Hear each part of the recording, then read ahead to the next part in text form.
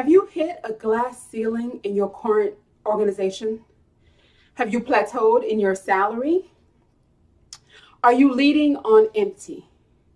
If you answered yes to these three questions, you are in the right place. Hello, my name is Agata. I am the CEO of Damon Leadership Institute, where I train success-driven women just like you on executive presence and the leadership skills they need to maximize their impact and increase their income. Thank you so much for joining this training today.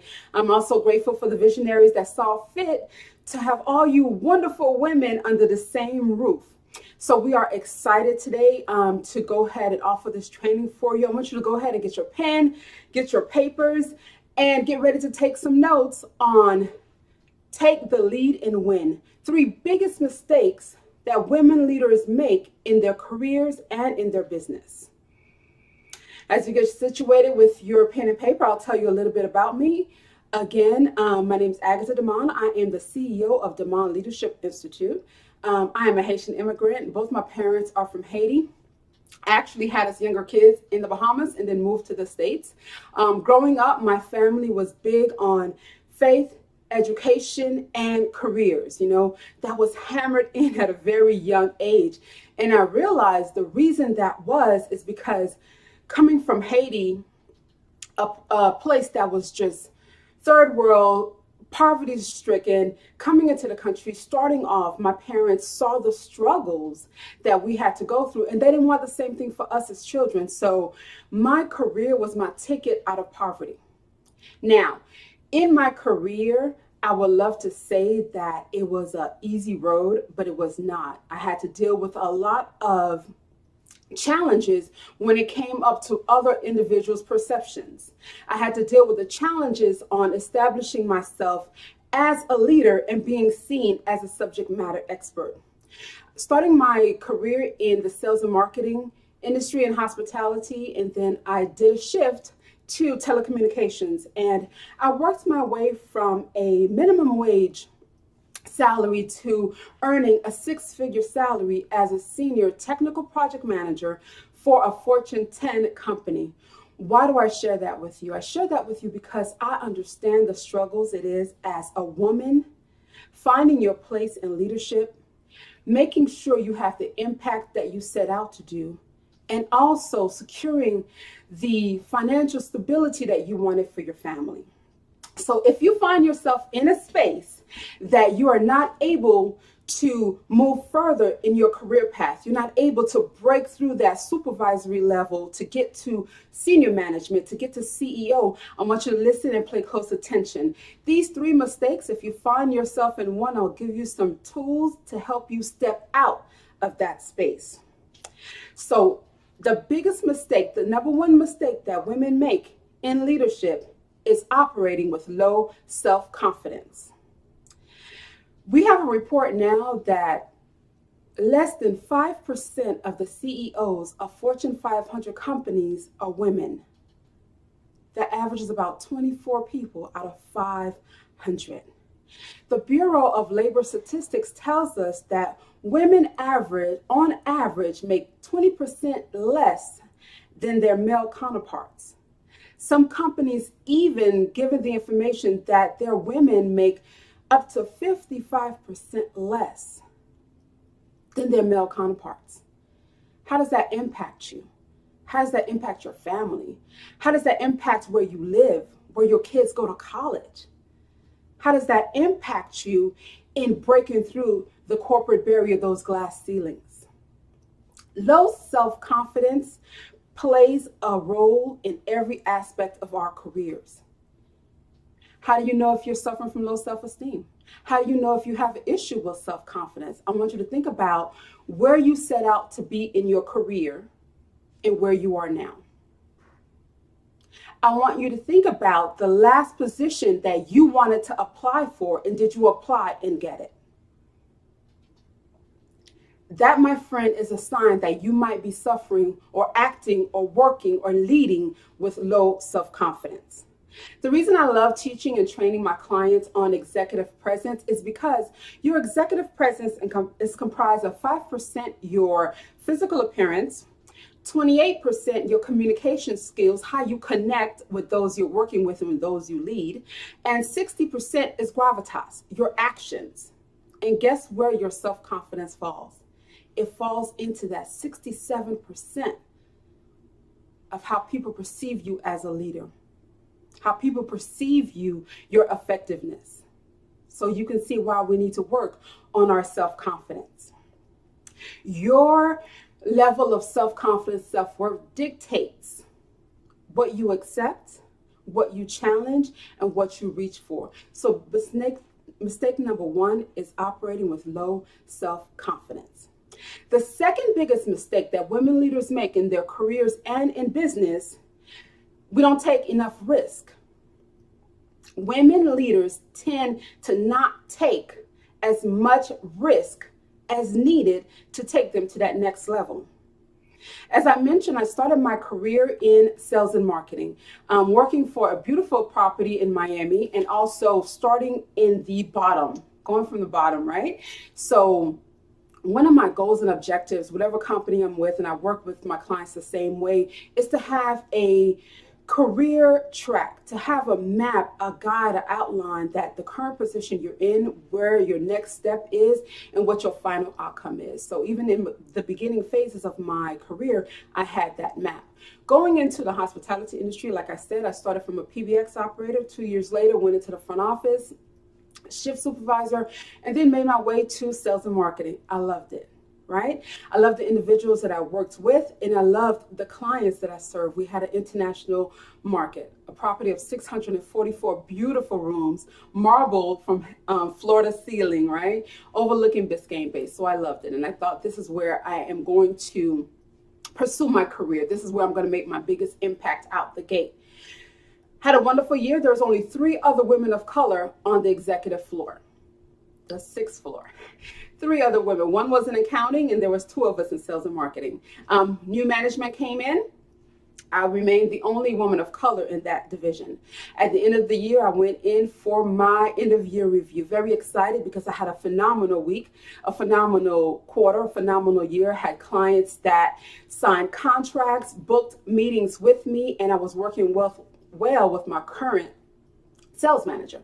So I went in with my director, had all my information, like I teach my clients, have all your records, have all the highlights of your accomplishments for the quarter, for the year, sat down and had my papers in front of me. The first statement out of his mouth was, "Agata, I will never promote you." Kind of took a step back. I'm like, "Excuse me?" He's like, "I will never promote you." I said, "Okay." I said, "Well, is this the end of the meeting?" He goes, "Yes." I collected myself because I was not going to have a meltdown in his office. I wasn't going to have a meltdown on the executive floor. I made my way to the car, and tears, frustration, tears, anger, disbelief. Like, did this individual just tell me no matter what goals I met, no matter what salary, or no matter how many objectives I met, what my projects or my teams brought in, he would never promote me to the next level? Hindsight now, looking back, I should have asked him why, but the reality was I already knew why. Because his perception of a sales manager working at that beautiful, luxurious property is not one that he was used to, and one that he didn't want to see in his division. Now, I share that with you because my next step, when we talk about taking risk, is critical. Once I collected myself, I had a decision to make. I met with my mentor at the time, and he explained to me, "Agata, here's the legal ramifications," because he says, "As I promise you, as you're sitting and talking with me, your director is meeting with HR, and HR is meeting with their lawyers." So he's like, "Here's your legal ramifications. Here's your next step." He also suggested, being a kind-hearted man that he was, his sister had just recently had weight loss surgery. So he suggested that to me as well. I thanked him for his time. And I went home and I had to make a decision. I pulled out my career map and realized months before I had decided I was going to relocate to another state. So in this moment, it was pivotal for me to take a risk. leave my comfort zone, leave my mom, leave my brothers that I love, leave my ministry that I love, leave the industry that I had grown accustomed and I went to school for. I had to take a risk and make the hard decision, not to fight it legally, not to have the surgery, but to relocate and start and pursue another career. The risk in your career, you have to be ready to make a decision. You have to be ready and know what the outcome is. Even if it's one that hurts, it's one that you don't expect. Being a woman in leadership, we come across a lot of challenges. We face a lot of misconceptions. We face a lot of judgment that are not warranted, but they exist. So I want to encourage you as you go through your career, as you start that new business, think about the type of leader you want to be. You don't want to make the mistake of not taking risk. You want to go ahead and take those risks. I'm glad to say that relocating to another state, starting over in the telecommunications industry was one of the best decisions I could have made for my career. Started off as a contractor in telecommunications, worked my way up to a senior technical project manager in a Fortune 10 company. If I didn't take that risk, my story might not be the same. What risks, what challenges are you facing today that you have to take a risk for yourself, for your team, for your organization? To be seen as a leader, you have to take the risk. I'll give you 4 quick steps that would help you take those risks that sets you apart, that moves you from supervisor to manager to senior manager to CEO. That moves you from starting your business on 0 to 6 figures to multiple 6 figures. Are you ready? In order to take a risk, number 1, you want to analyze and assess. Analyze and assess. Gather your information, make the decision, analyze and assess. Your second step, I just said it, make a decision. After you gathered all the information, your second step in taking risk is make a decision. Step number 3, take action. Now, women as leaders, we get stuck in this area of taking action. You analyzed, you were assessed, you made a decision, and now you're stuck. You're in that same place, the same position, the same salary, the same town, the same company.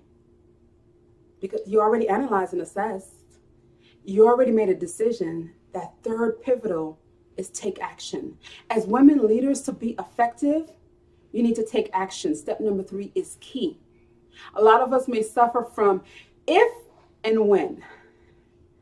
If this happens, I'll do that.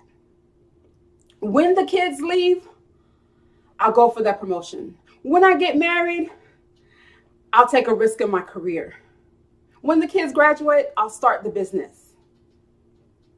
Instead of analyzing and making a decision and not acting, take action. And the 4th step, as a great leader, you'll learn when you take risk, don't be afraid to course correct.